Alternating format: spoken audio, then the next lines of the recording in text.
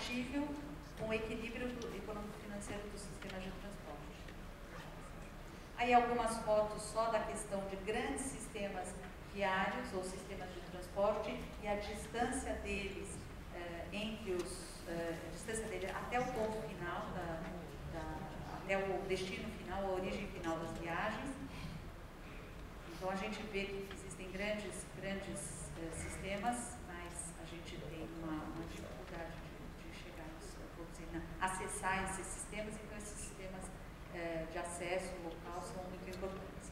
Eu acho que aqui seriam números mais detalhados, talvez eu acho que a gente pudesse parar por aqui ou então ir para o final só para mostrar.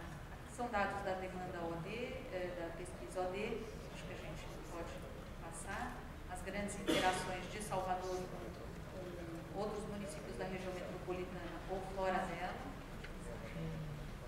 É isso daí.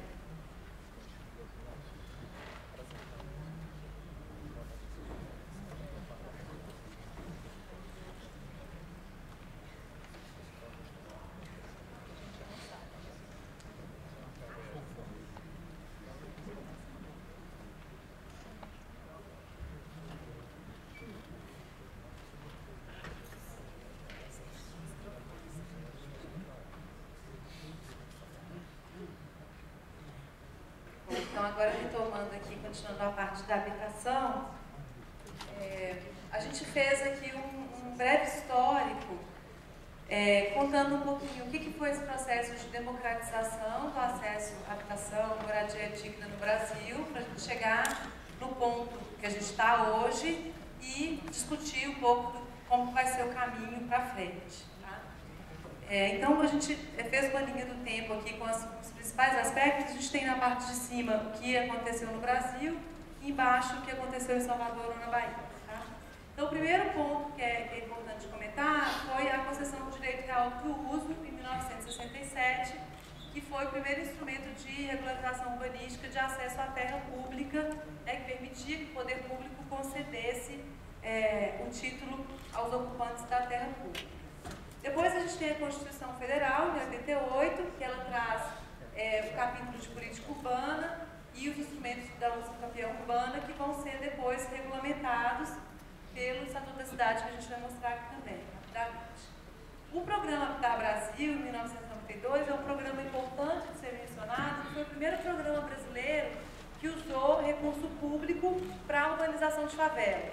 Tá? Então, uma quebra de paradigma muito importante da gente passar daquele processo que o Brasil viveu de erradicação, de desfavelização, para um processo de urbanização, de reconhecer a situação de fato, e urbanizar as áreas urbanizáveis, que foi um programa com recursos federais para isso. Em 2001, a gente tem o Estatuto da Cidade, que vai regulamentar os artigos 182 e 183 da Constituição, são aqueles da política urbana, e traz também a concessão de uso especial de moradia e todos os instrumentos urbanísticos. No final, a gente vai abordar rapidamente quais que têm a ver com a questão da habitação.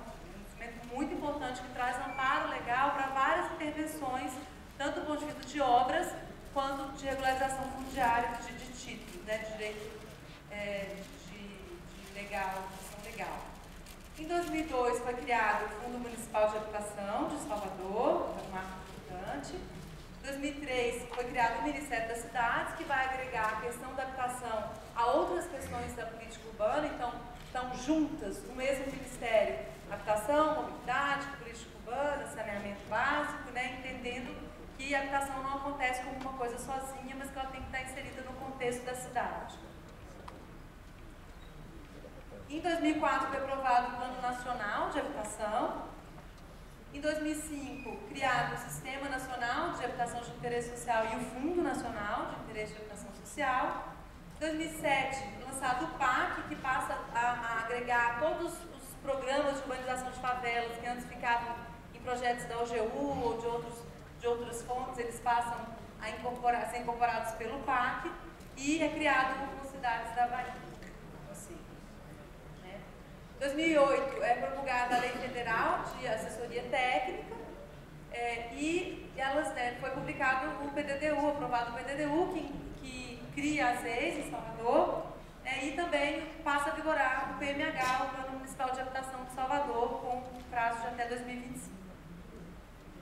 2009 é aprovado o Plano Nacional de Habitação, é criado o programa Minha Casa Minha Vida e junto com a lei do programa vem uma questão de regularização fundiária de áreas urbanas que traz instrumentos novos, super importantes, inclusive a demarcação urbanística.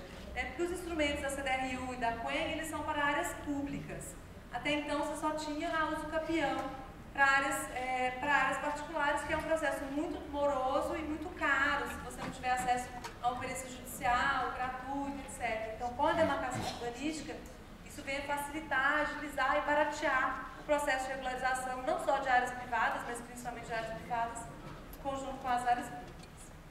Em 2012, o novo Código Florestal, que as pessoas não gostam muito de falar esse termo, mas é assim que ele é conhecido vulgarmente, ele ratifica um artigo que entrou na Lei 11.977, que é do programa Minha Casa Minha Vida, que permite uma flexibilização das APPs urbanas para a regularização de áreas já ocupadas de interesse social. Então, por justificativa técnica, não precisaria remover os 30 metros da beira dos córregos, desde que aprovado pela questão ambiental, etc. Então, isso é uma coisa muito importante para a urbanização de favelas como processo de trabalho. E, por último, aqui em 2015, a gente tem o Plano Estadual de Habitação, que está em fase final, né, de revisão, para ser publicado mais ou menos em um mês, a versão final dele, que vai ser um instrumento do Estado da Bahia. Então, dois conceitos que são muito importantes para esse trabalho são, primeiro, o que é moradia digna para a cidade de Salvador, né? Cada município traz a sua conceituação do seu plano diretor. Para Salvador, a gente tem no artigo 58 do PDDU que moradia digna é vetor de inclusão social, oferece conforto e segurança, situações fundiárias urbanísticas devidamente regularizadas, dispõe de condições adequadas de saneamento básico, mobilidade, acesso a equipamentos, serviços urbanos e sociais. E aí uma coisa muito interessante que é particular de Salvador, que eu ainda não tinha visto em outros planos diretores, que fala, bem como adota padrões urbanísticos e arquitetônicos compatíveis com a cultura local. Tá? Se a gente observar o que tem sido feito no Minha Casa Minha Vida hoje em Salvador, acho que é questionável, né? A gente ver se está sendo cumprido ou não essa última frase aí do PDDU. E a habitação de interesse social, HIS, né, como HIS, que é a habitação de interesse social destinada à população com renda de até 3 salários mínimos. Tá? Muitos municípios incluem aí o 4 a 6 salários mínimos, por considerar que essa faixa de renda não consegue acessar, sem algum tipo de subsídio, a moradia de mercado. No caso de Salvador, o projetor fala que é possível atender o 4 a 6, mas como exceção. Tá? Acho que isso é um ponto importante de debate. E aí, o que a gente analisa? Tem duas coisas que são muito importantes para a gente caracterizar o tamanho da questão da habitação na cidade de Salvador. Primeiro é o déficit. O que é? Que quantas casas novas a gente precisa construir na cidade, hoje ou no futuro. Tá? Então, a gente usa os dados na caracterização do estudo, os dados da Fundação João Pinheiro, que é uma referência no Brasil, né, a referência mais importante para essa compilação de metodologia de dados, que trata de domicílios precários, usando os dados do censo, tá? E o censo, no caso de 2010, domicílios precários, coabitação, famílias que moram juntas, né? Ônus excessivo, ou seja, famílias que moram em algum lugar, têm onde morar, mas pagam muito caro, tem um aluguel que não cabe no bolso, tá? E adensamento excessivo, muitas pessoas no mesmo domicílio. Então, a gente adotou essa metodologia, que usa esses 4 componentes, mas no contexto do PDDU, da revisão do PDDU, a gente não vai contabilizar como déficit básico o ônus excessivo, porque isso não é uma necessidade de construir uma casa nova, é um problema econômico. O problema é que a pessoa não dá conta de pagar, né, o aluguel de onde ela vive hoje, mas não é que ela precisa que a gente construa uma casa nova para ela. Então a gente vai tratar esse assunto de outra forma. Tá? Então a gente considerou aqui um total de déficit básico, o total que era de 106, retirando o ônus excessivo desse total, ele cai para 64.752 unidades habitacionais que a gente precisaria construir na cidade de Salvador para resolver o déficit de quem não tem casa hoje. Em 2010, né?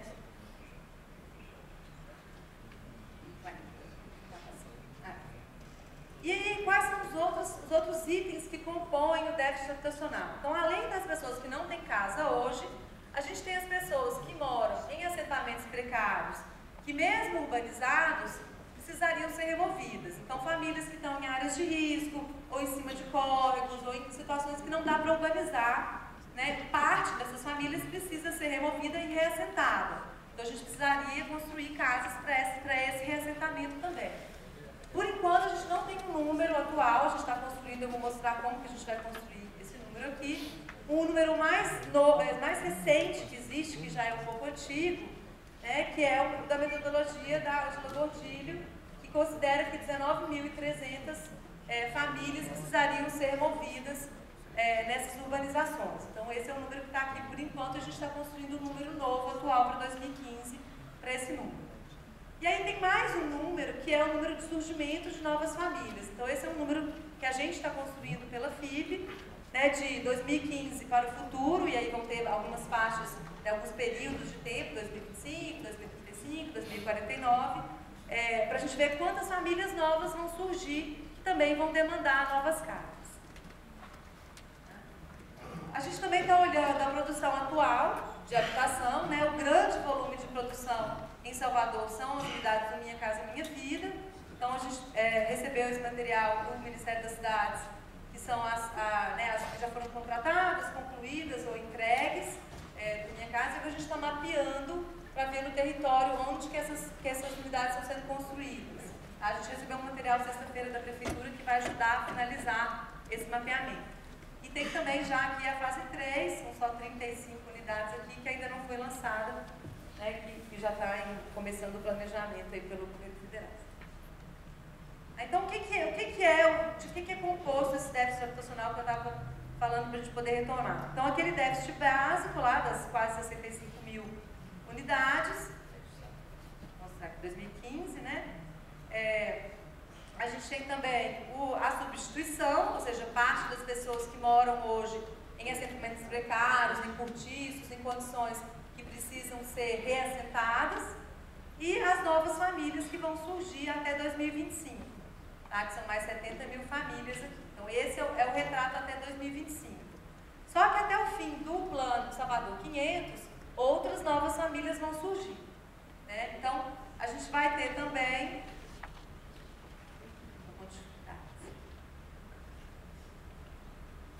Até 2049, a gente tem mais outras novas famílias que são, na nossa classificação, aí, mais 20 mil famílias vão surgir que vão demandar habitação.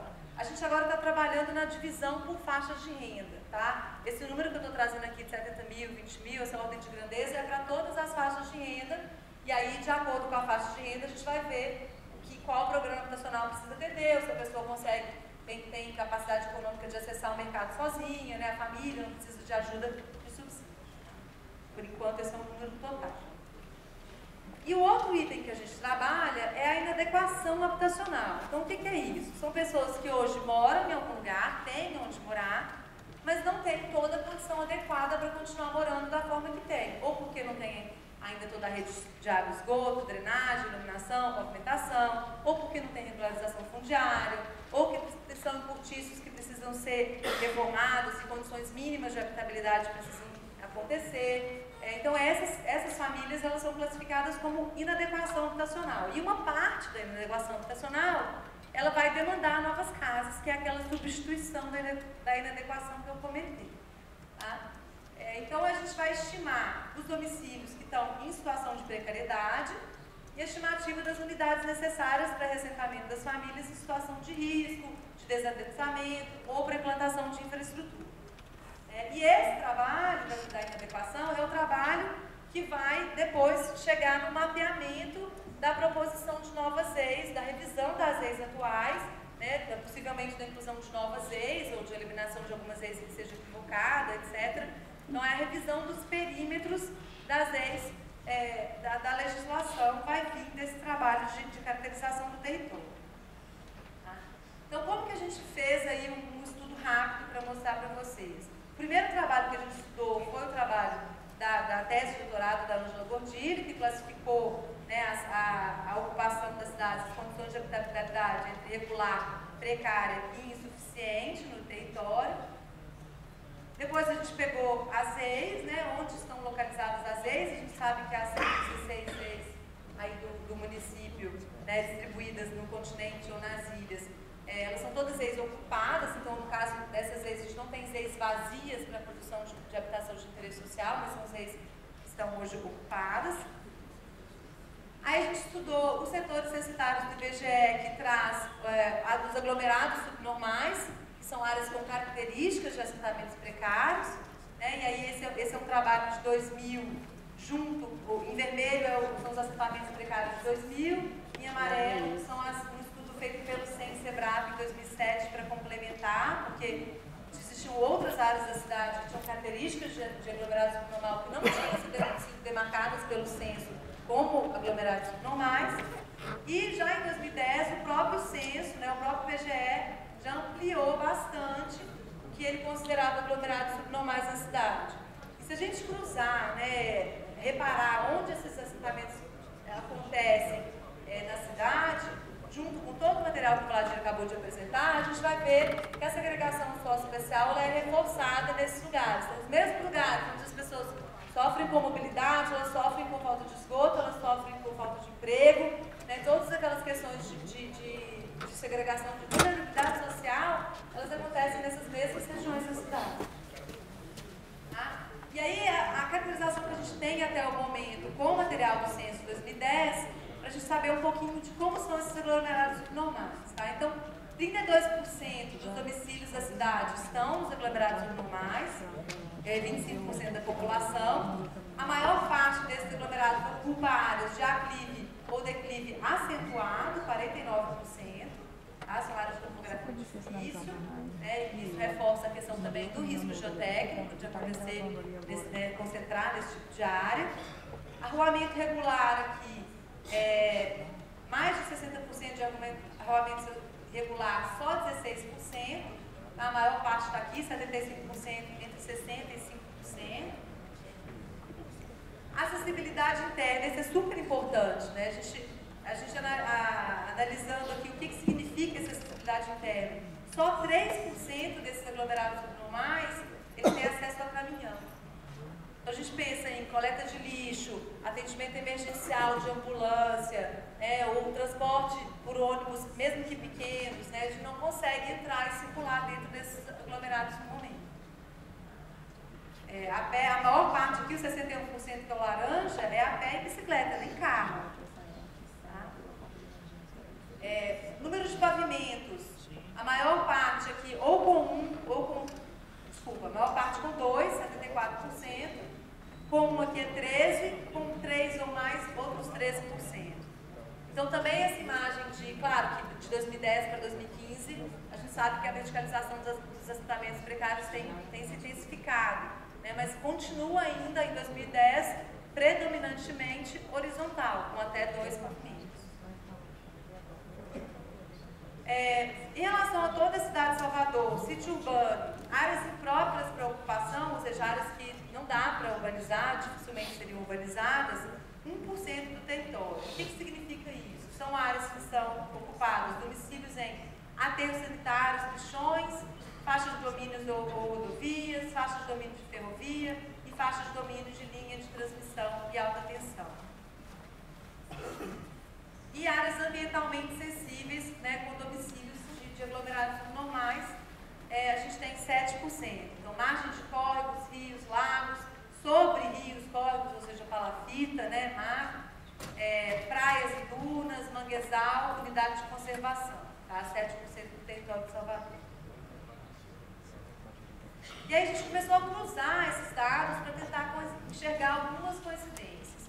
Então, esse mapa traz todo o material da Gundírio, depois os assentamentos precários, os aglomerados subnormais, as EIs, etc. E a gente vê que eles não coincidem, não necessariamente eles coincidem. Tá? Então, ao ver que a gente não tinha um mapeamento que fosse confiável, né, como fonte secundária de dados, a gente agora está fazendo um trabalho de coleta de dados primários, tá? Que eu vou explicar aqui como isso está sendo feito. Isso também tem a ver com a questão ambiental, né? A gente vê onde estão concentradas as ocupações que são sobre a linha de hidrografia. Não significa que nessas outras regiões aqui do centro antigo, né, regiões mais urbanizadas há mais tempo, que eles não estejam ocupando áreas de hidrografia, tá? Significa que os rios não aparecem nesses mapas oficiais, porque eles estão localizados ou porque esses mapas são muito fragmentados. Isso acontece em todos os municípios brasileiros. A gente não tem hidrografia, mapas de hidrografia confiáveis que cubram, né, ou que cumpram o seu papel como um todo.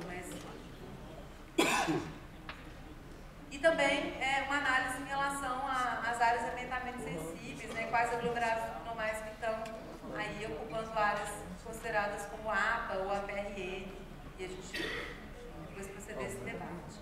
A gente também analisou a questão da declividade, né, por uma questão até de concentração, problemas de drenagem ou de áreas de risco, são áreas aí entre 20 e 45% de declividade.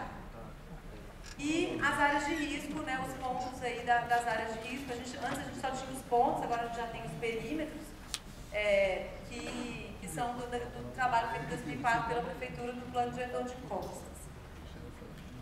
Então agora a gente está identificando melhor essas áreas que são os assentamentos precários de Salvador. Então, primeira coisa, a gente está usando um mapeamento de tipologias do solo que foi feito em 2000 pela Prefeitura, cruzando com os aglomerados normais mapeados pelo censo do IBGE, em 2010, e também com esses perímetros do Plano Diretor de Costas, inclusive com algumas atualizações que estão sendo feitas agora pela Prefeitura, os levantamentos das ocorrências recentes, né, para a gente poder atentar melhor para essas áreas.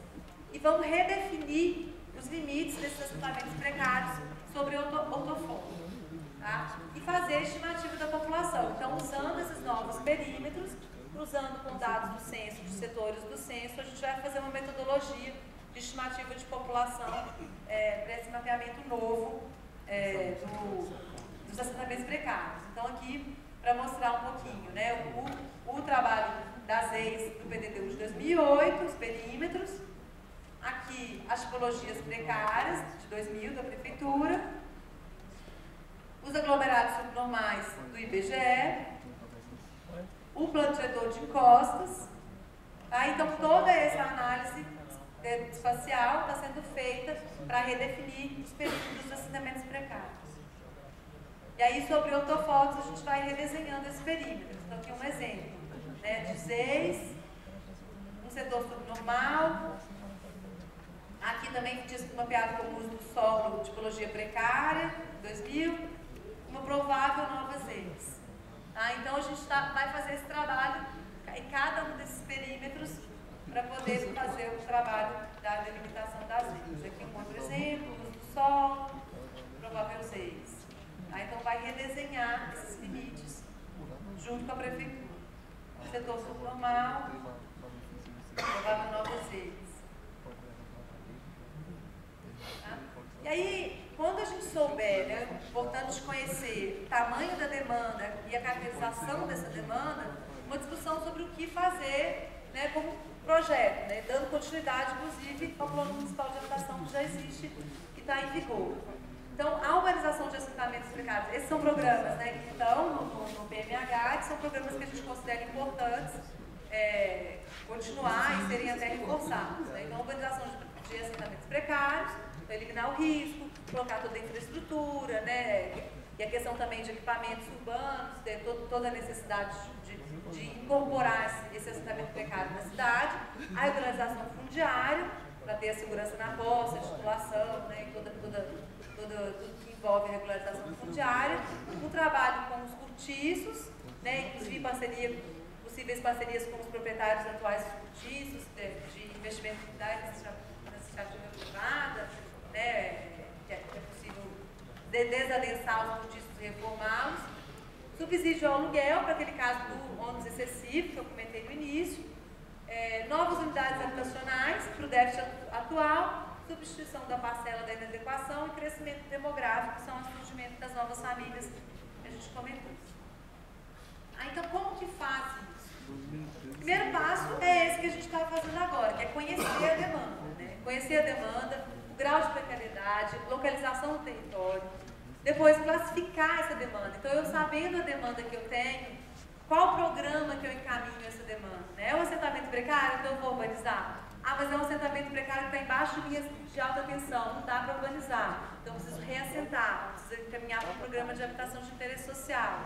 Então, fazer os programas habitacionais certos para cada um dos casos. E na construção dessas novas unidades habitacionais, um debate muito importante é a questão da estratégia locacional. Então, da gente reverter, não totalmente, mas pelo menos parcialmente, esse padrão que a gente tem de colocar as novas habitações sempre cada vez mais longe, ou na região metropolitana até fora de Salvador, como às vezes a gente lê comentários, não cabe dentro mais de Salvador, vamos colocar para fora de Salvador, que a gente acha que é possível também construir ou revitalizar áreas bem localizadas no centro de Salvador ou em outras áreas que não sejam o centro, mas que sejam áreas de bom acesso às oportunidades da cidade. Incentivar o atendimento também de parte da demanda pelo mercado privado, esses instrumentos para isso, e analisar quais são os investimentos necessários, não só por parte da prefeitura, mas pelo também demais atores públicos e privados, para resolver a questão da habitação. E aí, aqui uma listagem aí de instrumentos, de institutos jurídicos e políticos que o Estatuto da Cidade criou, trouxe, detalhou, que podem ser usados para resolver esse problema. Então, não só as EIs, mas a concessão de direito real de uso, a concessão de uso especial para fins de moradia, uso campeão, especial de imóvel urbano, outorga onerosa, transferência do direito de construir, operações urbanas, regularização fundiária, assistência técnica e jurídica gratuita, demarcação urbanística, legitimação da posse. Então, existem vários instrumentos que já estão sendo usados ou que podem passar a ser usados. O PTU progressivo também é um deles, apesar de não ser um jurídico, que podem ser usados para ajudar a resolver esse problema. E aí, não só os do Estatuto da Cidade, mas outros instrumentos que também existem. Então, pensar na construção do PDDU e da LOUS, em como a gente pode, em alguns casos, proibir, ou permitir, ou incentivar, ou obrigar. E o equilíbrio dessas escolhas, ele vai significar o sucesso das políticas públicas. Nem sempre proibir tudo é bom, nem sempre deixar tudo é bom. Então, como construir esse equilíbrio para que haja uma parceria entre a sociedade civil e a política pública? Então, por exemplo, incentiva a tipologia de HIS em qualquer zoneamento onde o uso residencial seja permitido. Não apenas nas EIs. A gente pensa que só pode construir HIS nas EIs. Por quê? Então, a HIS tem que ser facilitada nos lugares da cidade onde a construção de habitação seja adequada, não só nas EIs. Em operações urbanas, concessões, PPPs, é possível definir um percentual mínimo de destinação de recursos para atendimento de programas habitacionais. Vamos criar uma operação urbana, se tem uma favela ali, ou se a gente acha que aquela região é uma região onde possa trazer um mix de renda, que a construção financeira da operação urbana destine já, desde o início do seu projeto, um percentual que seja obrigatório para construir HIS naquele lugar. Ou para usar, para urbanizar a favela, por exemplo. E uma vinculação, ou até uma contrapartida, com a produção imobiliária de mercado a partir de certa escala. Então, o empreendedor vai construir um empreendimento muito grande. O plano pode exigir, por exemplo, que tenha uma cota daquele empreendimento que seja utilizada para construir HIS, ou que ele repasse esse recurso para a prefeitura, para a própria prefeitura construir HIS com aquele recurso. Então, isso também é possível ser debatido na formulação do PDDU. Aí agora, passando um pouquinho para o tema aí, de saneamento, a gente tem feito várias análises em relação a isso, progressivas. Então, a questão do meio ambiente é a questão fundamental, de quais são as áreas de preservação, até áreas que precisam de recuperação ambiental, do ponto de vista da ocupação urbana, dos conflitos com a ocupação urbana. Aí também todas as áreas do Savan, a gente está conhecendo com mais profundidade. E Salvador está inserida no contexto da bacia hidrográfica do Atlântico Leste. Então, Salvador está aqui, esse é o limite todo aí da bacia do Atlântico Leste e da região de planejamento e gestão de águas do Recôncavo Norte e Inhambu. E está sendo feito agora o plano de bacias, coordenado pelo INEMA e pelo bacia para essa região. Dentro de Salvador, a gente está utilizando a metodologia que foi criada pelo trabalho, né, que gerou a publicação do Caminho das Águas, definiu as subbacias, né, de Salvador, definiu também os bairros, etc. Mas, essa é a divisão oficial de bacias de drenagem ou de bacias hidrográficas, né, um somatório de 21 decímetros aí, de bacias, é o que a gente está utilizando. E aí, quando a gente começa a analisar a caracterização, tem alguns desafios que ainda precisam ser vencidos, né? Saiu publicado agora, recentemente, há um mês atrás mais ou menos, esse ranking de saneamento, que foi contratado pelo Instituto Prata Brasil, com os dados do CINIS, do Governo Federal, de 2013. São dados que a própria concessionária fornece, né? Ela que inclui dentro lá do Sistema Nacional, e foi feita a análise desse dado. E nesse trabalho, o Salvador teria 93%, 93,5% de indicador de atendimento total de água, 77% de esgoto. O indicador de esgoto tratado também é 77%, ou seja, eles consideram que todo o esgoto coletado está sendo tratado, porque o sistema de disposição oceânica que eu vou mostrar, que é jogar o esgoto, né, os emissários para o mar, é considerado pela Embasa como uma solução definitiva. E o que está sendo arrecadado pela concessionária, os 685 milhões que foram arrecadados no ano de 2013, só 0,1 foi investido. Tá? As perdas também têm um índice muito alto, 52% da água que é tratada e distribuída na cidade, mais da metade é perdida em vazamentos ou em perdas de faturamento, né, perdas totais aqui.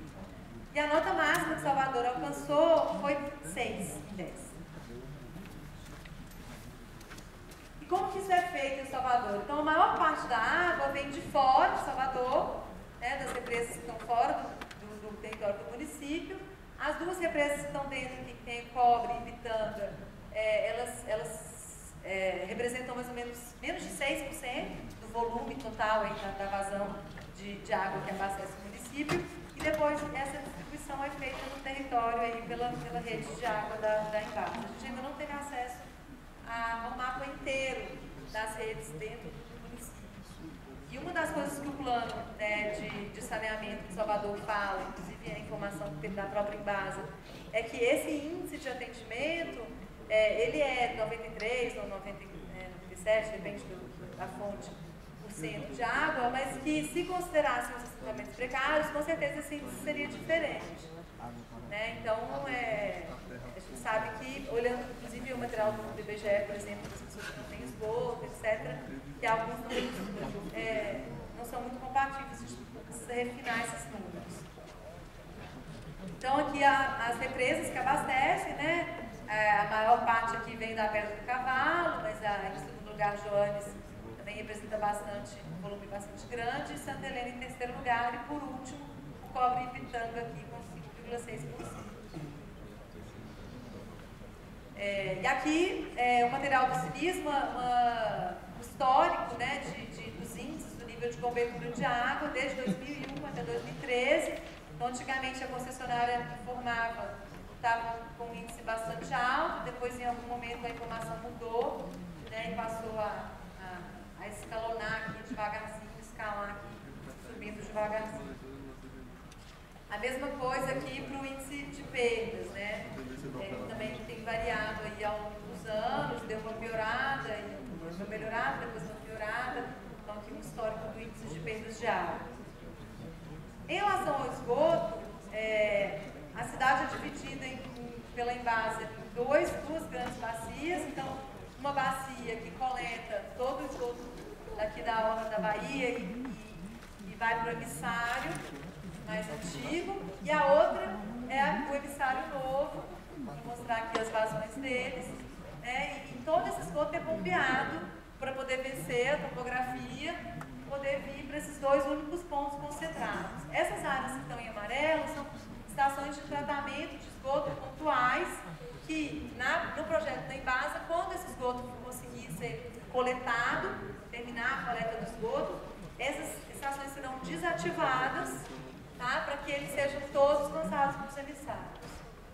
Então, um pouquinho de esgoto que é tratado hoje vai deixar de ser tratado como projeto de futuro.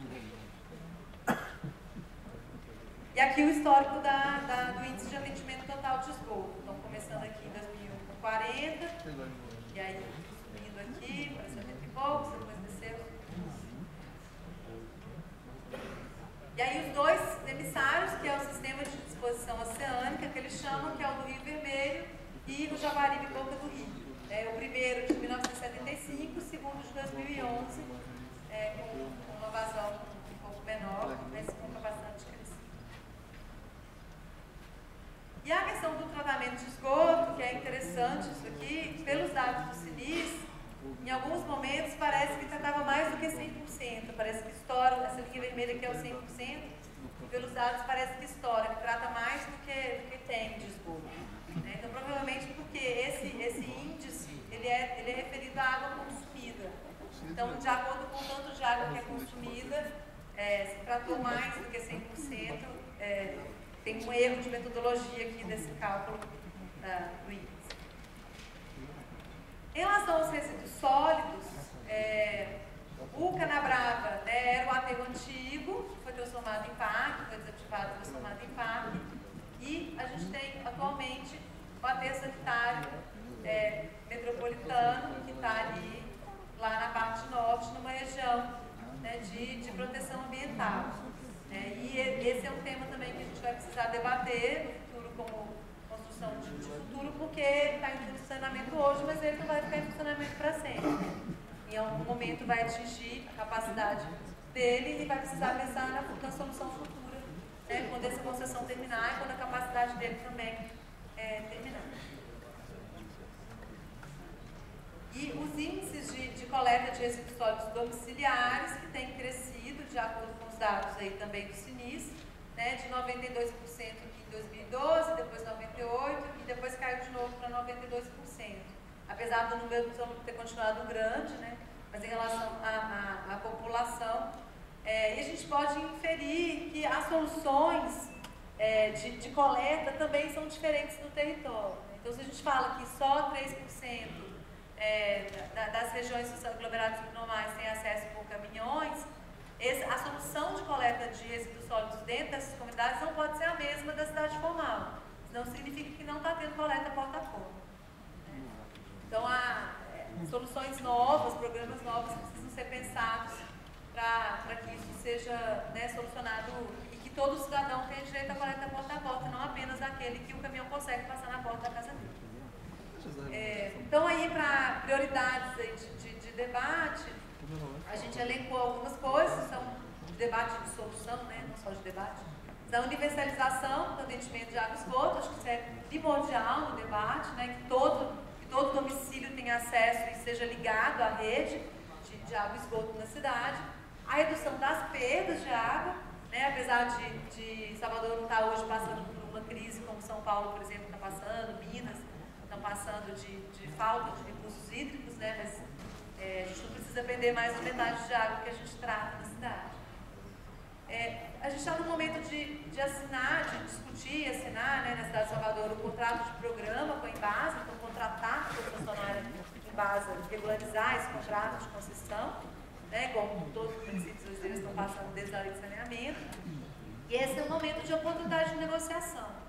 O que o município de Salvador quer como solução técnica, como relação financeira, como contrapartida da concessionária, qual que é o debate que é importante ser feito nessa linha. A drenagem urbana também é um tema fundamental, vocês passaram esse ano por problemas sérios de inundações, tem a questão da dinâmica das marés, que também dificulta o escoamento da água, e como que isso vai entrar dentro do PDDU em medidas, não só em medidas estruturais, como grandes canalizações, obras importantes, grandes, mas também no lote a lote.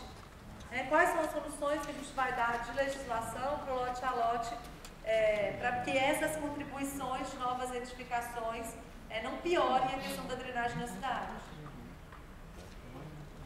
Resíduos sólidos já falei, é importante também do atendimento de toda a população e solução de destinação final quando da desativação do atual aterro. A questão das áreas de risco, e da inter-relação com outras disciplinas, né? Você não resolve uma área de risco como um programa sozinho, ela tem que estar integrada com um programa de drenagem, com um programa de habitação, né? Então, isso é fundamental entrar como também um programa transversal. E a questão sempre tendo em mente a questão da preservação ambiental e da recuperação ambiental, né, de alguma área, né, onde isso seja necessário. Aí nós vamos deixar mais tempo. Corri um pouquinho, mas para deixar bem no debate. Obrigado, Tereza. Eu queria sugerir um intervalo de 15 minutos e a gente retorna aos debates. Já peço que os interessados se inscrevam com o Juliano, para que a gente possa ganhar tempo. Da mesma forma, amanhã faremos blocos de perguntas e respostas. Obrigado.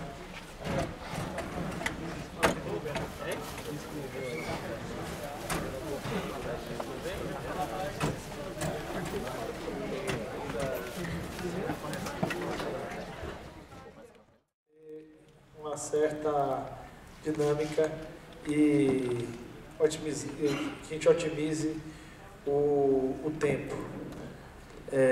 Por conta do horário do teatro, nós teremos mais 1 hora para os debates, certo? Porque a gente tem que desocupar o teatro até às 19 horas.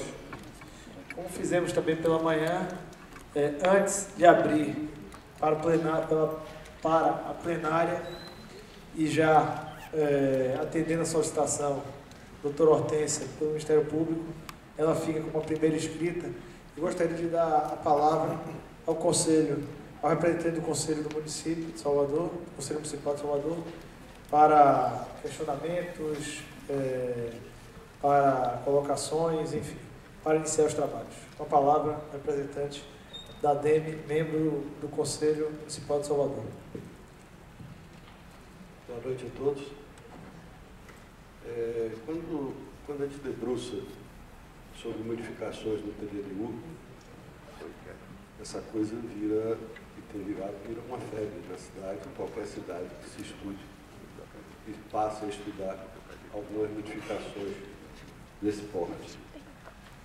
Como já se falou muito aqui hoje à tarde, a gente tem um processo de migração das famílias de várias formas, tanto nos espaços quanto na escala social e na escala de renda. E nos últimos anos isso provocou uma mudança significativa em todas as cidades do Brasil e principalmente aqui em Salvador. Então essas famílias tentam migrar, tentam partir para locais, morar em locais onde você tem uma concentração melhor de serviços, seja de lazer, seja de serviços públicos, seja de emprego, de shopping, tudo isso. Isso gera o famoso adensamento, ok? E o que a gente tem que tentar ver no PDDU e tentar ser objetivo e tentar resolver é como fazer com que essa migração não seja para aqueles espaços onde hoje a gente já está com uma concentração muito grande, conforme foi dito aqui pelo professor Watir. Nós temos que tentar ver formas de levar essas famílias para áreas onde nós temos uma concentração menor. Temos o problema que onde você tem a concentração menor, você não tem grande concentração de serviço, lazer, emprego e, consequentemente, não vai ter renda.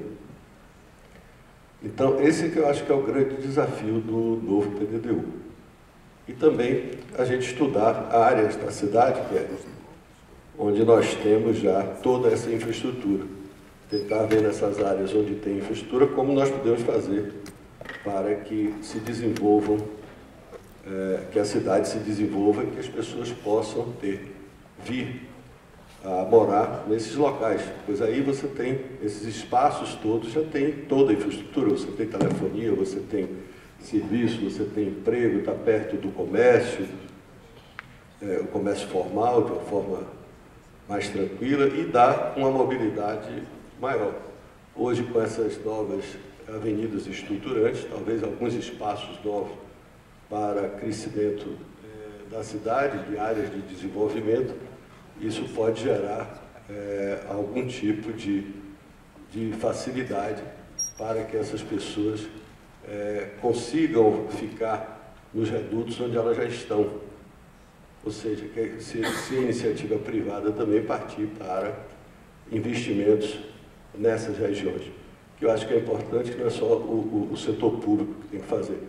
A iniciativa privada tem que fazer a sua parte, levando serviço, levando lazer, levando cultura para essas novas regiões que vão ter mobilidade em função dessas vias estruturantes que estão sendo construídas em Salvador. Mas esse eu acho que é o grande desafio de como a gente fazer isso.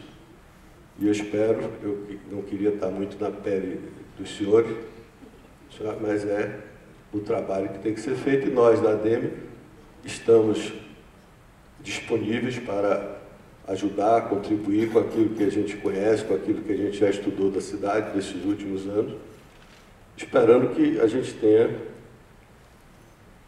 tenha um PDDU que faça com que a cidade cresça de uma forma ordenada e com perspectiva de investimentos públicos e privados para essas áreas menos adensadas.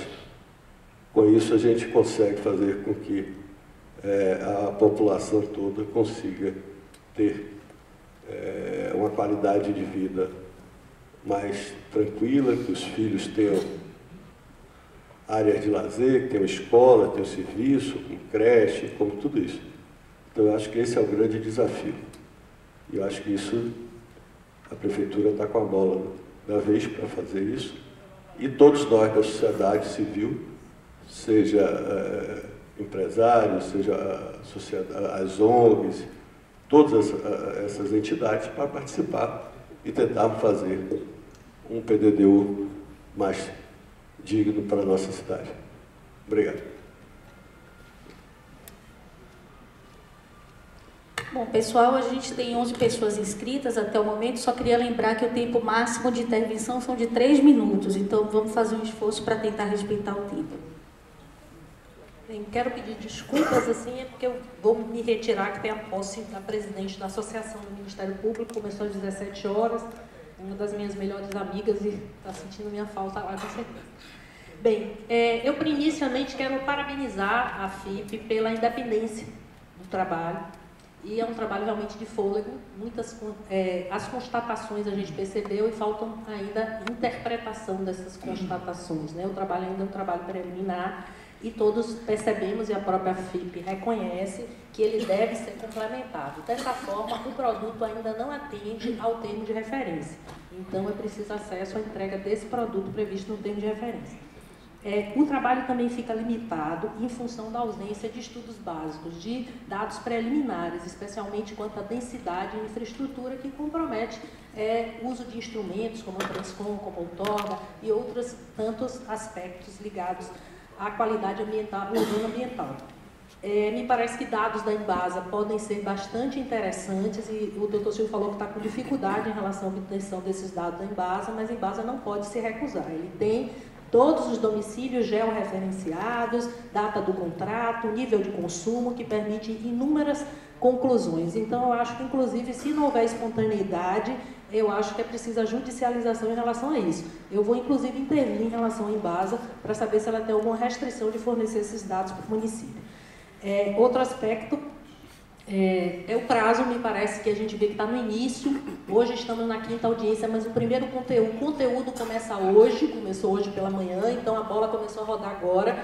Então, pensar que a gente conclui esse trabalho e apresenta um PDDU interessante, sustentável, que contribua, como representante da ADEME falou, para a cidade que queremos, em agosto, é inexequível. E outra questão que me parece assim, bastante interessante é que no estudo, eu tive o cuidado de ler tudo, as 519 páginas, e eu vi que 60 páginas são destinadas à verticalização da orla. Então, um trabalho de fôlego em relação à verticalização da orla, que não verificamos em outros temas. Então, me parece muito precipitado nesse primeiro momento de diagnóstico já concluir que a verticalização da Orla de Salvador é um caminho e no final eu achei até presunçosa a conclusão, que a discussão não é se a verticalização deve vir, mas só de que forma ela virá. E não há nenhum questionamento em relação ao dano à paisagem, ao impacto à paisagem. Concordamos que a Orla do jeito que está não deve ficar, que é preciso estudar, mas achei precipitada a conclusão da FIP em relação a isso e queria entender, porque no estudo eles mencionam que prédios verticais altos com intervalos é uma boa solução e que prédios baixos não, mas não mencionam prédios baixos com o mesmo intervalo sugerido para os prédios com elevada altura. Não seria uma solução? Foi a solução para a Barra no Rio de Janeiro, foi uma solução para Florianópolis também. Como você falou, é uma coisa muito inovadora, não tem capital nenhum que tenha dado certo. E aí a gente tem que ter cuidado para não errar também. Não vi esse cuidado no estudo.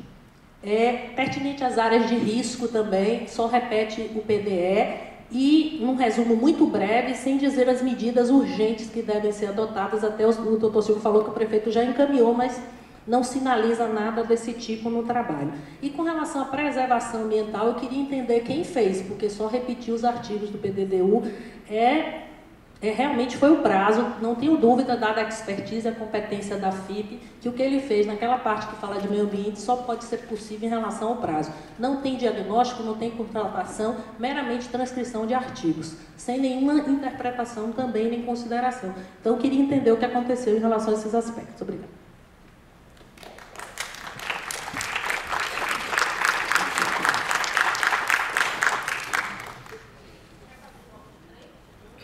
De 3, mais um questionamento e aí a mesa responde. Boa noite, eu sou Marcelo Menezes, eu sou representante do condomínio Monsenhor Aires, já tenho acompanhado aqui as audiências. E eu queria, fiquei surpreso um pouco com o trabalho apresentado e queria dar uma sugestão, já que é um trabalho inicial, a respeito da ausência de estudos sobre a poluição sonora em Salvador.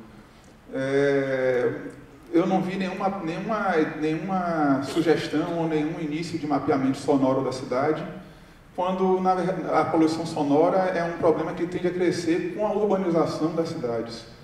E a gente percebe, por exemplo, que existe uma ênfase muito grande, uma discussão muito grande em torno da construção civil, em torno do setor turístico, que são geradores de poluição sonora, e que ela interfere em pelo menos quatro elementos aí, que é a mobilidade, o trânsito, porque onde tem mobilidade implica em trânsito, e trânsito implica em ruído. A construção civil, já mencionada, que implica em impacto na vizinhança em termos de ruído.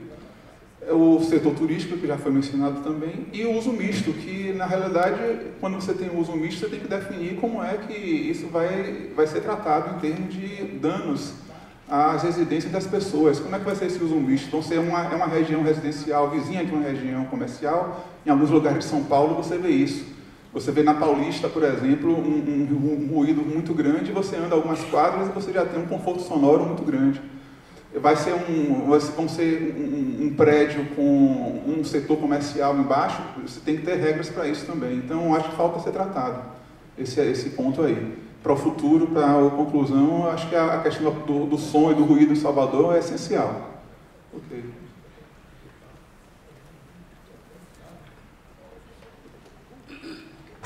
Obrigado. Boa noite a todos. Sou Juan Pedro Moreno, sou professor do Departamento de Transportes, da Escola Politécnica, da UFBA, da Universidade Federal. Eu acompanhei, li algumas partes do documento de caracterização para o Plano Salvador 500 anos. E agora, a partir das apresentações, desse estudo diagnóstico, eu fico igual de confuso, não sei como a maioria dos presentes. Eu penso que conceitualmente o que se pretende com um plano, com aquele horizonte, Salvador 500 anos, é pensar Salvador em termos estratégicos. E se estamos pensando a cidade em termos estratégicos, nós temos que começar a pensar em uma estrutura de indicadores estratégicos que nos levem a atender esses horizontes. Conforme foi apresentado, estamos vendo que, estamos discutindo a cidade, como dizem, a cidade equivalente, o conceito de cidade equivalente, o conceito de dinâmica urbana. Esses conceitos não ficaram claros para mim, e esses conceitos devem ser discutidos amplamente, não só com a comunidade técnica, sino com a sociedade. O que entendemos por cidade equivalente, o que entendemos por dinâmica urbana? ¿no? Porque colocar Grasa y Barra como exemplo a ser reproducido, y si pensamos que eso es una idea, sea equivalente, no estamos más reproduciendo desigualdades, ¿no? Eso, yo veo que hay una ausencia de conocimiento de la dinámica urbana de la ciudad de Salvador, ¿no? Ese es el problema. Y o fato de termos 3 planos, un plano estratégico, 500 años, un plano director, ¿no? Un PDDU, y un plano de movilidad que ahora se lanza a licitación, todos corriendo en paralelo, es un grande problema. É um problema que nós estamos criando nós mesmos, como um estilo de gestão. Eu acho que uma cidade complexa, com o tamanho de Salvador, merece um tratamento especial. Deveríamos ter um plano estratégico e, como consequência deles, termos o plano de mobilidade, o PDU, não? Como corresponde. Não? Nesse corre-corre, todos vamos a perder tempo, porque vamos a ficar tão confusos como agora estamos. Eu quero falar agora especificamente o que observei do plano da caracterização de mobilidade, não? Que é mais minha área. Em quanto à caracterização da mobilidade, eu fiquei também preocupado, confuso, porque se está pensando, não, que eu observo naquele documento, não, que é uma caracterização incompleta, superficial, inclusive, que não acrescenta mais ao conhecimento que nós temos da cidade de Salvador a partir da pesquisa UD. Temos artigos publicados, eu trabalho com o tema, vi a caracterização e não me agregou maior informação. Claro, são dados secundários que foram utilizados, foram apresentados, mas também eu considero que não é oportuno, como naquele documento se coloca, uma série de recomendações de infraestruturas que é feito na caracterização. A caracterização não parece um diagnóstico, combina uma análise de dados e um conjunto de recomendações de infraestruturas que devem ser construídas. Se fala da linha viva, se fala de vias transversais, se fala de intervenções no sistema de estacionamento. Eu fico confuso aí. Porque a caracterização deveria apresentar para todos nós um maior conhecimento da cidade, no relativo à mobilidade especificamente. Conhecer os padrões de mobilidade, onde estão as grandes deficiências em termos de tempo de viagem, desperdício de energia, ocupação de espaço pelos veículos, não? Por diversos modos de transporte, e o documento não fornece esse esclarecimento. Não? E mais, eu vejo que ao longo do documento de caracterização, o que se está colocando é uma série de proposições que não estão baseadas no próprio diagnóstico, principalmente intervenções viárias. Não? Claro, se nós pensamos que a cidade se resolve a partir de projetos, estamos repetindo o problema do passado, não? Que já teve com outras administrações municipais, pensando que com planeamento físico vamos resolver os problemas estruturais da cidade. Adicionalmente, eu penso que também se está pensando que Salvador é plana. E se já estou no tempo, Salvador não é uma cidade plana, e eu vejo que a equipe de habitação não, está analisando o arruamento regular e irregular, e está analisando a declividade, e ele está pensando como a declividade, o sítio geográfico pode ser um fator importante no planeamento da habitação. Entretanto, a mobilidade deve ter uma análise semelhante. O sítio geográfico de Salvador é a principal fricção espacial para qualquer proposta de mobilidade. E estamos pensando que Salvador é plana e com veículos motorizados resolveremos os problemas. Isso que eu estou interpretando da caracterização. Enquanto, em questão de forma, eu estou terminando, em questão de forma, eu vejo que na caracterização da mobilidade, como em todas as outras, há um grande número de mapas. Todos os mapas não têm título. Todos os mapas não têm título, não estão referenciados no texto. Eu sou especialista e tenho dificuldade para compreender a caracterização. Uma pessoa que não conhece ou não é da área tem tremenda dificuldade para compreender. Então, eu acho que temos que tomar cuidado na participação social de fazermos documentos que sejam compreensíveis para qualquer cidadão, não? E não só um especialista. Então, se todos os mapas são ilegíveis, não tem escala gráfica, não tem título e não tem referência no texto, estamos tentando adivinhar. Eu estou tentando interpretar o que foi colocado. Eu acho que é algo que a prefeitura tem que tomar bastante cuidado para promover a participação social, que não deve estar restrita apenas a conhecedores especialistas, senão para qualquer cidadão leia e interprete as propostas, não? Ou neste caso, o diagnóstico. Obrigado. Passar a palavra à mesa e ver como é você. Bom, vou começar falando de uma questão que o Dr. Ortiz levantou, da verticalização.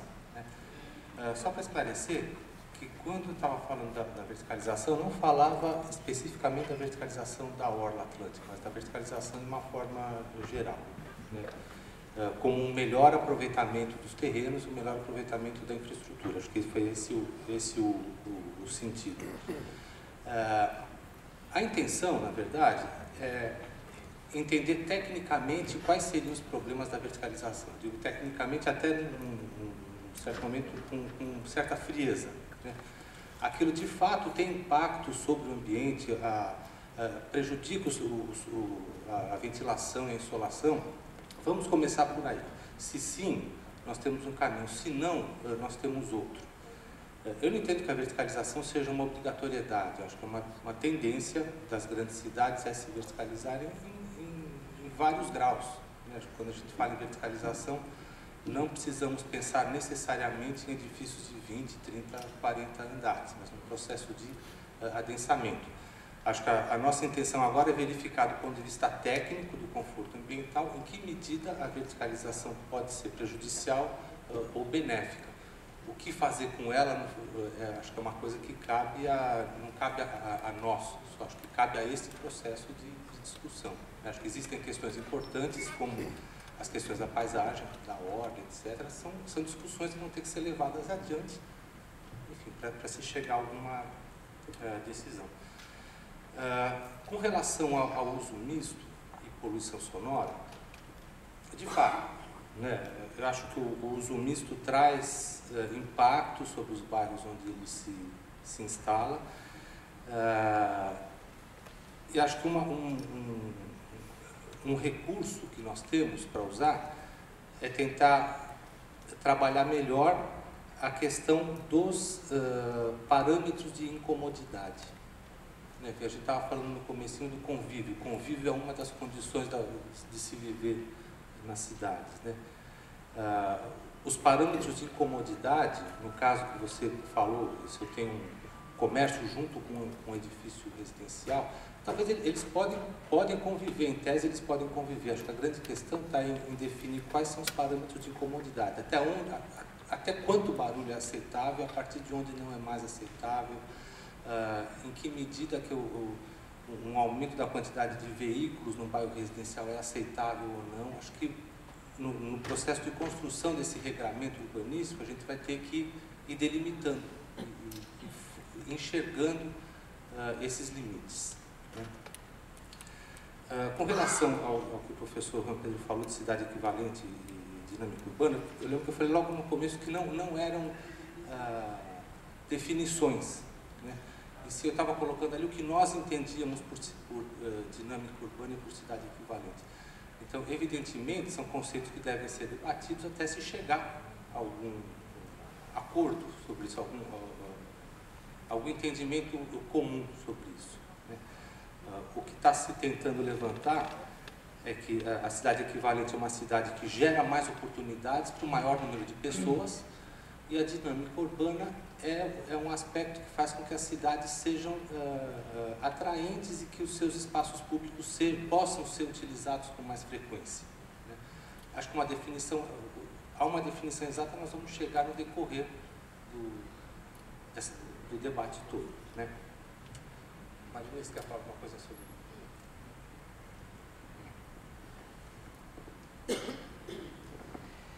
Em relação à mobilidade, eu queria colocar primeiro que todas as questões que foram colocadas, eu acho que a mobilidade sempre está envolvida em tudo isso, e eu acho que eu concordo com você com essa questão de que isso é um plano estratégico e ele serve de referência realmente para outros estudos. É importante ter esse passo estratégico que a gente está tendo agora com todas as disciplinas e ver como que a mobilidade se encaixa nisso daí. Então, para ele ser essa referência para os demais planos, ele tendo essa natureza estratégica, eu acho que a gente precisa ver como no ambiente desse estudo a gente consegue abordar todos os indicadores. Eu acho que essa questão dos indicadores são importantes, eles estão, considerados nesse estudo, e também a questão da maneira como a gente vai chegar nesses indicadores. Como se trata de um estudo estratégico, então nós estamos trabalhando com indicadores de natureza estratégica também e que sejam referência para demais indicadores. Então aqui eu vou fazer o gancho para a questão, por exemplo, da poluição sonora, que é uma coisa que é importante, precisa ser abordada, mas essa externalidade, assim como outras, como acidentes enfim, outras externalidades, ou questão da emissões para a poluição, tudo isso é decorrente ou é proporcional à produção de transporte. Então, quando a gente começou a discutir algumas questões sobre indicadores ou sobre como fazer essa análise da mobilidade, o impacto disso, a gente se baseou, primeiro de tudo, no resultado das oficinas. Eu acho que todas essas análises, a mesma questão da cidade equivalente e tudo, nós estamos nos baseando no resultado das oficinas que foram realizadas, onde as pessoas externalizaram seus desejos, os seus anseios, as suas expectativas em relação ao que está acontecendo ou aquilo que elas esperam para o futuro. Com base nisso, a gente foi categorizando a classificação das informações com as quais a gente está trabalhando até agora, tentando convergir para esse diagnóstico. Então, este diagnóstico, ele ainda não é uma quantificação, ele é uma estruturação de tudo isso que a gente está levantando e a base para a gente fazer as estimativas do prognóstico com base nessa referência que a gente levantou nas próprias oficinas. Por outro lado, a gente precisa fazer todas essas análises de uma maneira estruturada. Então, a gente está optando por metodologias que proporcionem que a gente faça análises estruturadas com base em critérios e que possam ser reproduzidas para o futuro tendencial e para o futuro Salvador que queremos, de forma que a gente crie esse cenário de comparação. Então, com isso, a gente também está fazendo uma modelagem estratégica, no caso de transporte e mobilidade, com um modelo de simulação, mas no nível estratégico.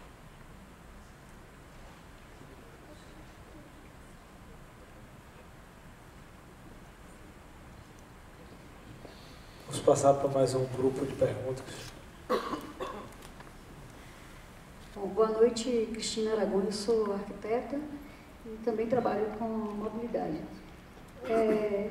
Na verdade, o professor Juan já disse boa parte do que eu queria colocar, né? Mas acho que algumas coisas, assim, primeiro que a apresentação realmente me deixou, assim,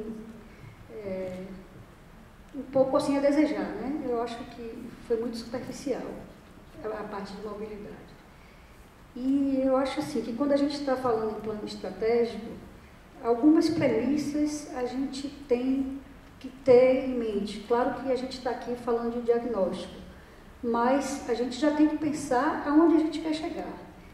Então, por exemplo, a gente está tendo agora uma estruturação da rede de transporte, né? Rede de transporte de alta capacidade, né? Que é o metrô, e que vem aí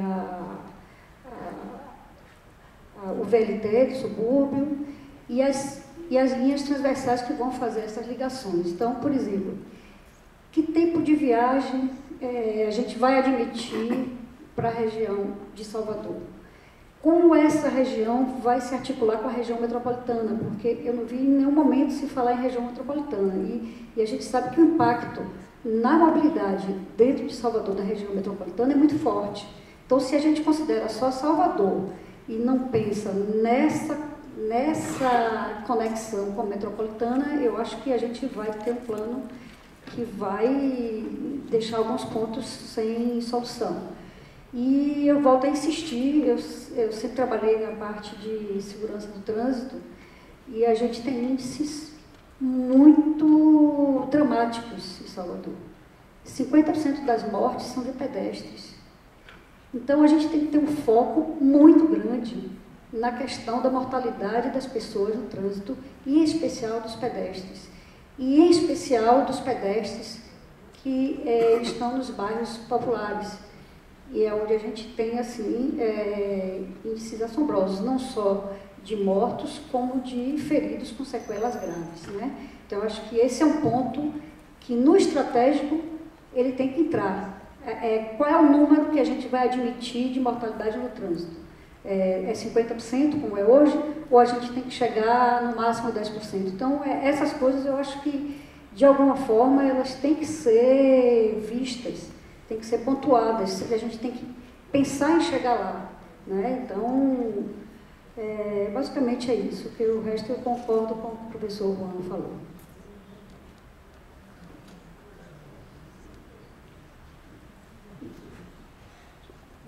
Maria do Socorro Fiado, sou arquiteta também e trabalho há muito tempo nessa área de urbanismo, né? Participei do plano diretor, depois do plano URB, e algumas coisas. A primeira coisa que eu queria saber é o seguinte: quando vocês definiram aqueles conceitos, foi feita alguma relação com os conceitos já utilizados em Salvador? Vai haver alguma modificação, assim, ou os conceitos, ou vocês não aceitam, ou vão mudar, não é? Conceitos que já estão nas leis de Salvador há muito tempo, que já são internalizados pela cidade. Esse é um aspecto. O outro é quando se falou em acessibilidade, que foram marcados aqueles círculos, não é? Definindo o tempo de viagem. Uma coisa que a gente tem que ver aqui, que não é o tempo de viagem só. Você tem uma morfologia de terreno aqui que faz com que as pessoas tenham que andar menos para chegar ao transporte coletivo.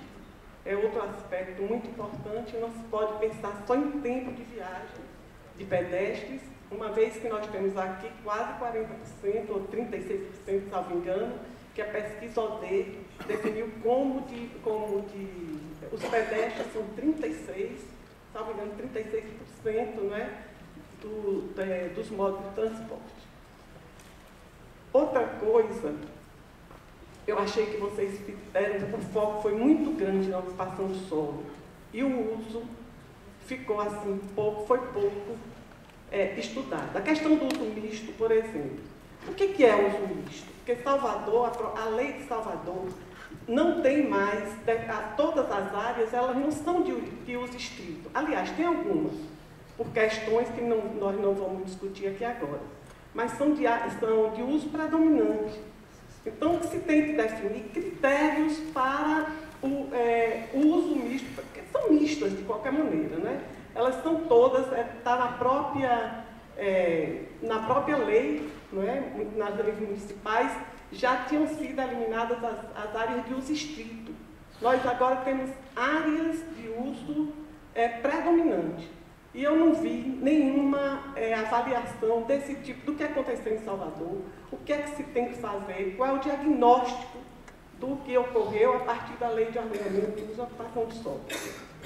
Outra coisa que eu queria saber também é o seguinte: na história que ela contou, existe, isso é só porque nós fizemos, foi no nosso trabalho, que apareceram as áreas de proteção socioecológica, que são ZEIs, não é? Na realidade são ZEIs com outro nome, e que não entrou naquela relação ali de vocês, e que elas vêm inclusive antes das áreas das ZEIs, das pré-ZEIs de Pernambuco. Era só isso que eu queria dizer. Muito obrigada.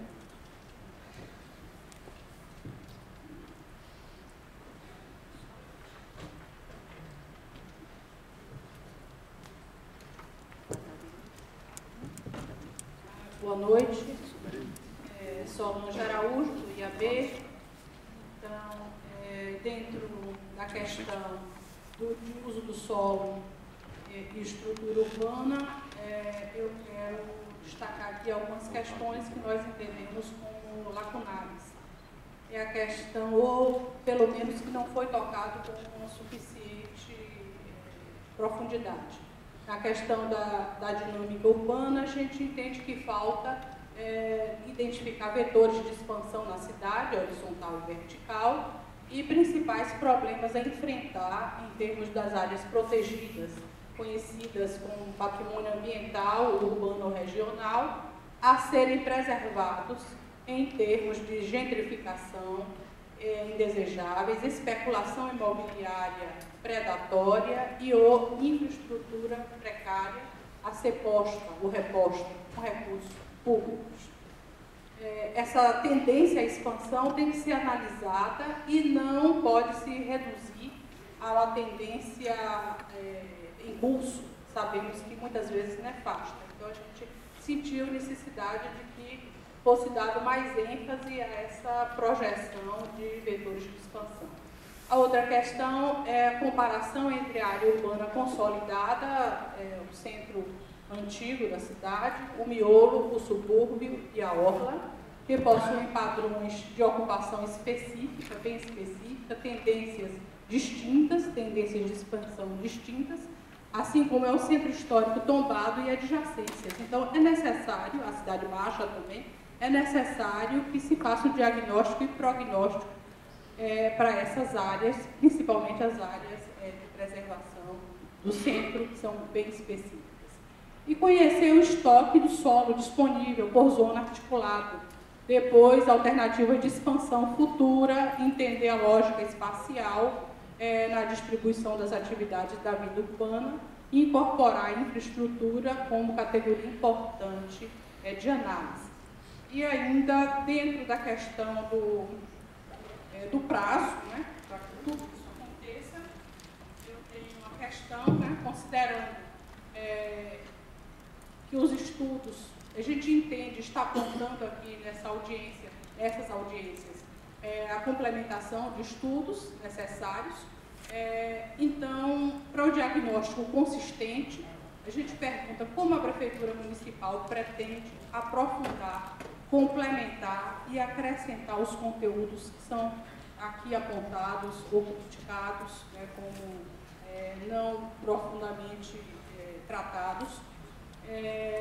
A gente tem um documento que vai entregar hoje ou amanhã, né? E nesse documento a gente aponta já uma série de tópicos, onde a gente aponta aqueles que são específicos dos dados primários, né? E aí a gente pergunta como é que prazo vai ter previsto para o cronograma dessa atividade. E nisso aí está implícito uma revisão. Diagnóstico apresentado requer tempo adicional para que o PDDU e a LOUS sejam tratados de forma consistente. Então, a gente fica muito preocupado, mais uma vez, eu sei que a gente se repete nessa questão, mas fica muito preocupado com o tempo que a gente tem para reelaboração desses dados e apresentar o documento, pelo menos a nível de minuta, como a Tânia apresentou no primeiro dia. Obrigada. Não, eu primeiro só quero responder a questão do cronograma. Ontem eu acho que eu fui clara quando eu disse que a gente tinha montado um cronograma e que planejamento é processo e que tanto na sua elaboração, na elaboração de um plano, quanto na implementação e gestão de um plano, e que sendo processo a gente vai revendo, né, a cada, eu diria assim, a cada passo, né? Então, quanto ao tempo, eu acho que a gente vai, na verdade, a gente vai avaliando, né? Agora, eu só queria pedir desculpa, mas eu tenho uma reunião com a comunidade de Itacarã e Plataforma, né, que foi marcada para 18 horas. Eu imaginava que isso aqui pudesse terminar pelo menos às 18, até que eu chegue lá, vou levar mais ou menos 1 hora. E é uma reunião fundamental, precisa estar presente, que a gente está concluindo hoje a discussão do projeto com a comunidade, que foi um processo rico de discussão, e eles construíram um projeto junto conosco, com o presidente da Fundação Mariléo Ferreira. Eu tenho que estar hoje presente, que vai ser lá no Cine Teatro de Plataforma. Boa noite para vocês. Vou passar a palavra para dar continuidade às respostas.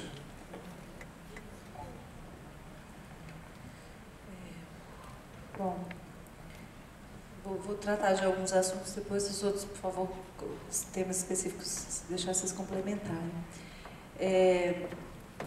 Bom, em relação a... Eu acho que é importante esclarecer, quando a gente fala dos cronogramas, esclarecer também o conteúdo dos produtos, né? Porque nem sempre isso fica claro para as pessoas, então talvez eu seja repetitiva, mas acho importante deixar isso dito aqui. Esse primeiro trabalho é o diagnóstico, então é a caracterização do que a gente tem agora, né? Do como está, e está sendo complementado, revisado, a Prefeitura fez alguns complementos, algumas solicitações de complemento ou de revisão, e a gente também vai levar em consideração o que, né, vem sendo contribuição da sociedade civil. Eu acho que a gente nem conseguiria falar sobre prazos agora, porque a gente ainda não recebeu todas as solicitações de todas as críticas, todos os pareceres, então a gente vai precisar receber tudo isso para avaliar quanto tempo, né, e depois conversar com a Prefeitura sobre o tempo de revisão desse diagnóstico. O próximo produto que a gente vai entregar é o prognóstico. Então, nesse prognóstico vão vir todas as projeções de futuro, se tudo continuar como está agora. Então, sem nenhuma mudança de legislação, sem nenhuma mudança de política pública, sem nenhum ajuste, onde que a gente vai chegar? Então, estão sendo feitas essas projeções, nesse ritmo, com essas condições, com essa lei que a gente tem hoje, como que isso vai continuar acontecendo na cidade de Salvador.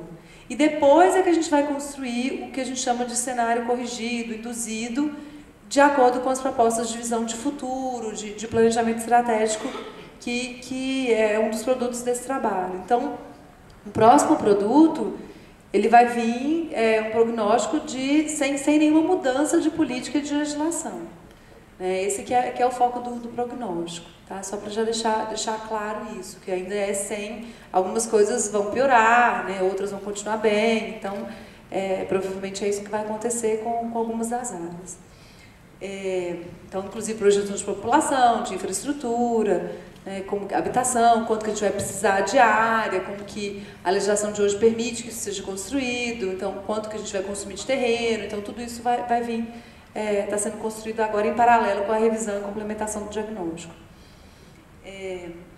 Concordo totalmente com você, faltou mesmo, tenho que incluir Maria do Socorro, com certeza, e isso será feito com certeza nessa revisão aí do material. Acho que posso passar para a Marinês.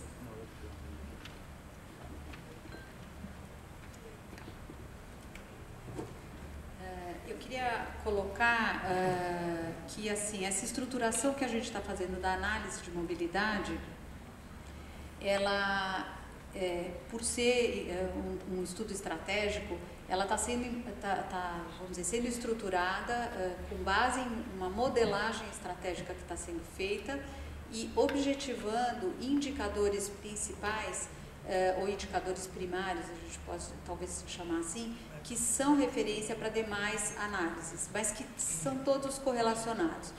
Eu acho que tempo de viagem, distância de viagem, divisão modal, produção de transporte com passageiro e veículo quilômetro, passageiro e veículo hora, são importantes indicadores que vão ser referência para uma série que podem ser referência para uma série de outros indicadores a serem aprofundados em estudos mais detalhados, por exemplo, o próprio plano de mobilidade.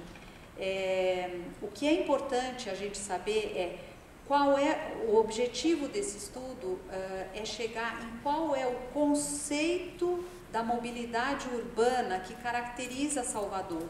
Qual é o conceito, qual é a estrutura principal do sistema de transporte de Salvador, que então precisa ser detalhado detalhado e dimensionado em outros estudos mais detalhados. E nesse estudo de natureza estratégica, a gente está, primeiro, colhendo informações de sistemas de transporte que já estão na pauta, em alguns orçamentos e nas discussões, analisando vamos dizer, a contribuição deles para aprimorar, para melhorar ou não aqueles indicadores de referência, ou esses indicadores primários que a gente está chamando, e dando este olhar que a gente entende que seja vamos dizer assim, uma coisa muito importante de ser considerada e que muitas vezes não é tão considerada na questão da mobilidade, que são todos os demais elementos de articulação de todos esses grandes sistemas de transporte, principalmente os de alta capacidade. Então, ter linha de metrô é importante? É claro que é importante, a gente já está considerando isso, estamos fazendo essas análises nos nossos modelos. Agora, qual é a natureza dos sistemas alimentadores disso daí? Qual é a natureza dos modelos operacionais disso tudo? Os modelos de integração física e tarifária de tudo isso? Porque se a gente não considerar isso, para chegar com esses sistemas, para criar o acesso a esses sistemas de transporte, a gente sabe que a maioria da população não será atendida se forem implantados só esses aí. Então, vamos dizer, o nosso diagnóstico ele é muito maior em articulação.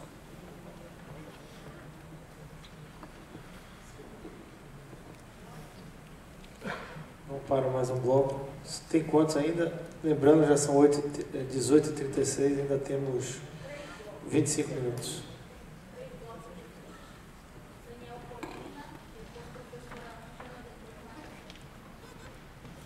Bom, eu faço parte do IAB, mas também estou coordenando pelo IAB o Fórum A Cidade Também é Nossa, que não por acaso foi quem, junto com o Ministério Público, fez a DIN, né, que nos trouxe aqui, porque a DIN, que acabou com toda a legislação fulanizada, né, do anterior prefeito, né, estabeleceu que teríamos que ter um debate participativo para criar um novo plano diretor, que corretamente se transformou em um plano estratégico para Salvador 500, ou seja, para mais de 25 anos. Eu só faço uns comentários pontuais, porque é o seguinte, se falou que a operação urbana tem que ter um percentual, teríamos que definir um percentual mínimo para habitação de interesse social. As operações urbanas consorciadas, em princípio, têm que resolver todo o problema de habitação de baixa renda que tem na poligonal definida da intervenção, né? Então, isso, de todas maneiras, penso que a operação urbana consorciada merece um destaque, porque, para meu entender, a única maneira de hoje fazer intervenções urbanísticas é através de operações urbanas consorciadas que possa atrair com segurança jurídica o investimento privado. Então, acho que isso merece um capítulo em particular. Até o próprio prefeito, antes, quando ele era candidato, ele falava da operação urbana consorciada como uma possibilidade de intervenções urbanas. Outra questão que eu queria comentar, fazer um comentário um pouco irônico, porque se for verdade que para clima úmido, quente e úmido, edifícios verticais são uma boa solução, o Brasil todo seria quente e úmido, né? O mundo. O objetivo da verticalização é outro, né? Isso. E não é ruim, né? Pode ser muito boa. Aqui minha colega Solano me comenta Nova York. Alguém não gosta de Nova York? Gosta, né? Mas cada paisagem tem que ter uma proposta, cada problema tem que ter uma solução. Sobre transporte, eu quero lembrar também que, e isso nós criticamos muito, né, para quem está trabalhando com mobilidade, que um dos dados do problema é que recentemente se fez uma licitação de transporte público para 25 anos, certo? Depois de 40 anos em licitação, certo? E antes, antecipando o seu plano diretor, nós questionamos o momento para discutir mobilidade era do plano diretor. Se aguardou 40 anos para resolver essa questão, digamos, não estava demais aguardar mais um pouco para resolver de forma planejada. Eu posso fazer mais um comentário, que é o seguinte: se falou de educação, né? Tem que reservar áreas para educação. Digamos, em 1950, Anísio Teixeira estava propondo assim, o Otávio Mangabeira estava propondo 8 centros integrados, o que se chamou Escola Pátria, né? 4 escolas classe, mais um centro, digamos, uma escola central, né? A proposta eram 8, inclusive nos bairros mais pobres da cidade de Salvador. Então, isso acho que ainda é válido, né? Para essa pátria educadora, né? Para se houver, digamos, os recursos do pré-sal, digamos, é importante no plano diretor reservar áreas, né? Áreas, porque essas não são poucas, pequenas, né? Porque todo isso vai reverter todo esse processo de insegurança. A insegurança ajuda a muitos negócios, permite criar shopping centers, condomínios fechados, ou seja, é bom para esse tipo de coisa, mas não é bom para o resto da comunidade. Então, acho que essa questão do... Bom, eu também sinto... Bom, eu queria dizer isso aí porque isso que depois foi, digamos, feito, digamos, com esse mesmo conceito, em São Paulo, Rio, digamos, nasceu aqui, com um grande baiano que é o Anísio Teixeira.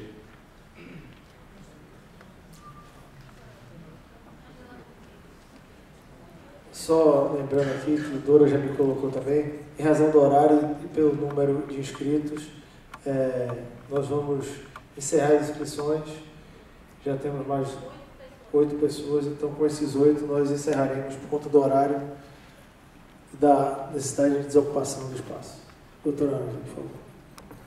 Boa noite.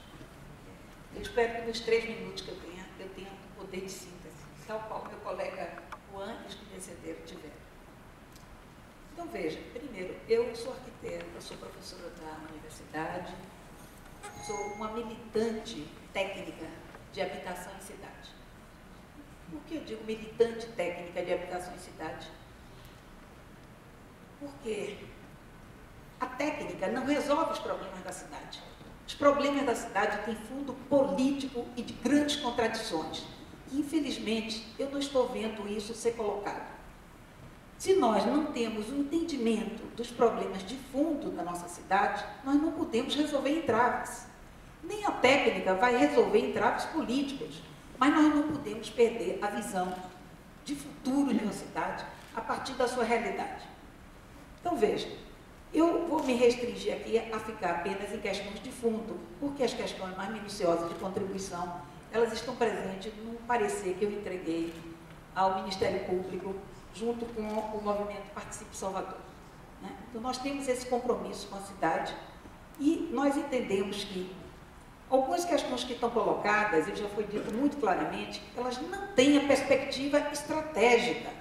Veja, nós estamos falando de uma cidade e não de um município de 3 milhões de habitantes. Nós estamos falando de uma cidade que já agrega quase 5 milhões de habitantes. Se nós temos um plano estratégico que vai olhar só o município, nós não vamos ter respostas. Porque em mobilidade, nós temos hoje uma linha 2 sendo ligada com o município de Salvador e Lauro de Freitas. Significa em 49, daqui a 35 anos, Salvador estará assim estendida, pelo menos, eu não posso estimar aqui como adivinhação, e cabe aos diagnósticos e prognósticos fazer isso, mas teremos uma cidade completamente estendida para o litoral norte. O único fotografia disso que eu vi ali é num estudo que bordeja um pouco o emprego e renda. Então, é um senso comum dizer que as cidades brasileiras não têm planejamento e não têm planos. As cidades brasileiras têm muitos planos, vocês mesmos examinaram vários planos aí para 25 anos de horizonte. O plano de habitação, o plano de mobilidade, o plano de saneamento. Então, não é por falta de planos que nossas cidades não conseguem vencer os entraves. Nós só podemos ter um plano para daqui a 35 anos se nós tivermos essa visão estratégica. Por exemplo, eu fico até um pouco frustrada porque eu acho que é uma grande oportunidade nesse momento de um grande contrato com um olhar de fora, não ouvir coisas que nós, às vezes, remoendo pelos nossos próprios umbigos, não conseguimos ver. Por exemplo, se a ponte Salvador-Itaparica vier, qual é o impacto estratégico disso? Se esse plano que está sendo pensado para 35 anos não disser qual é a indução na direção de Itaparica e do litoral sul, nós não temos respostas para esse plano, para esse projeto. Se o plano estratégico de Salvador para daqui a 35 anos não disser qual é a tendência de expansão urbana no litoral norte, nós não teremos um diagnóstico que nos responda isso, porque o diagnóstico está restrito ao município de Salvador. Eu não vou nem entrar nos detalhes, mas, por exemplo, na questão da habitação, onde eu tenho me debruçado mais, e eu quero deixar muito claro que não é por falta de planos que nós não estamos vencendo os entraves.